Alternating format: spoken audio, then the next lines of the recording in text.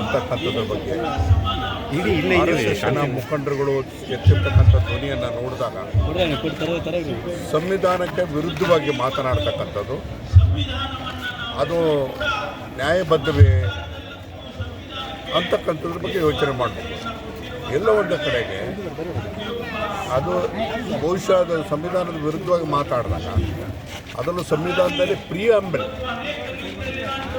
ಆ ಪ್ರಸ್ತಾವನೆ ಇದೆಯಲ್ಲ, ಆ ಪ್ರಸ್ತಾವನೆ ವಿರುದ್ಧವಾಗಿ ಯಾರೇ ಮಾತಾಡಿದ್ರು ಕೂಡ ಅದು ಒಂದು ಅಪರಾಧ ಆಗ್ತದೆ.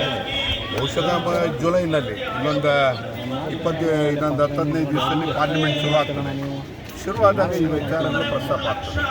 ಬಹುಶಃ ಎಲ್ಲ ಒಂದು ಕಡೆಗೆ ಈ ಜಾತ್ಯತೀತ ಮತ್ತು ಸಮಾಜವಾದಿ ಮತ್ತು ಫೆಡರಲ್ ಅದ್ರ ವಿರುದ್ಧವಾಗಿ ಯಾರಾದರೂ ಮಾತಾಡಿದರೆ ಅದು ಮಹಾಪರಾಧ ಆಗುತ್ತೆ. ಯಾವ ರಾಜ್ಯದವರು ಕೂಡ, ಯಾವ ಕಾಂಗ್ರೆಸ್ದವರು ಕೂಡ ಅದನ್ನು ಸಹಿಸೋದಿಲ್ಲ. ಅದ್ರ ವಿರುದ್ಧವಾಗಿ ಪ್ರತಿಭಟನೆ ಮಾಡೋದಕ್ಕೆ ತಯಾರಾಗಿದೆ. ಬಿಜೆಪಿ ಜಾತ್ಯತೀತ ಮನೋಭಾವದ ವಿರುದ್ಧವಾಗಿದೆಯಾ ಅಂತ ಅದೇ ಅರ್ಥ. ಸೆಕ್ಯುಲರನ್ನು ಹೊರಡೇ ಬೇಡ ಅಂತೇಳಿ ಹೇಳಿದ್ರೆ ಅರ್ಥ ಏನು? 50 ವರ್ಷ ಆಗಿರುವಾಗ ಏನೂ ತೊಂದರೆ ಇರಲಿಲ್ಲ, ಈಗ ಮಾತ್ರ ತೊಂದರೆ ಆಗುತ್ತೆ. ಇವ್ರ ಗುರಿ ಏನು, ದೃಷ್ಟಿ ಏನು?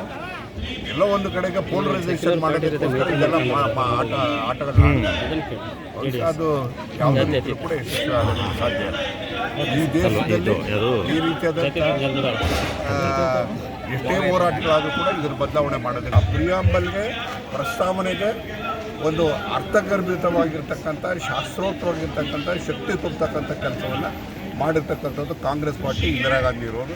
ಅದನ್ನು ಯಾವುದೇ ರೀತಿ ಕೂಡ ಬದಲಾವಣೆ ಆಗೋದಕ್ಕೆ ಬಿಡೋದಿಲ್ಲ.